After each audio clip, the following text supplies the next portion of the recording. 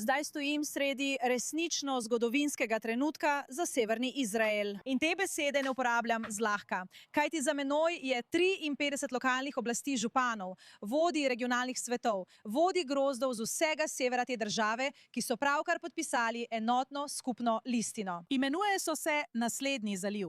53 mestna zveza, kakršne v Izraelu še ni bilo. V bistvu podpisujejo zavezujočo obvezo, da bodo delovali kot en regionalni blok. Ideja je združiti svojo politično težo, gospodarska sredstva in odnose, da bi uresničevali razvojno agendo. To pomeni, da 53 različnih mest ne bo več trkalo vsak zase na vrata Jeruzalema in se borilo za svoj delež.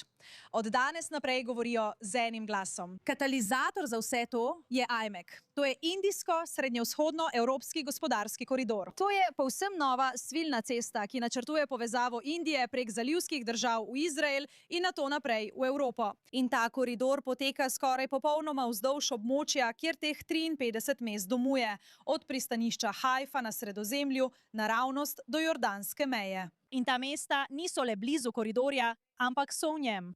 In zato se zavezujejo, da bodo skupaj privabljali mednarodne naložbe, ustvarjali zaposlitvena območja ter gradili partnerstva z vladami in podjetji v tujini. To je zato, ker so običajno, ko je napovedan takšen megaprojekt, lokalni župani zadnji, ki to izvejo.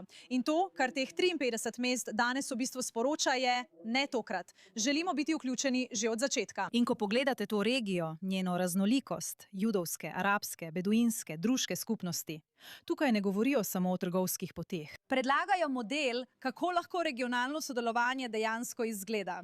Vemo, da so bile že prej dane velike obljube o razvoju severnega Izraela, zato bomo res morali počakati in videti, kako bo tokrat drugače. Ostanite z nami za celotne intervjuje in daljšo zgodbo o tem prihodnji teden. Sem Nataša Kirčuk in poročam iz zaliva Haifa.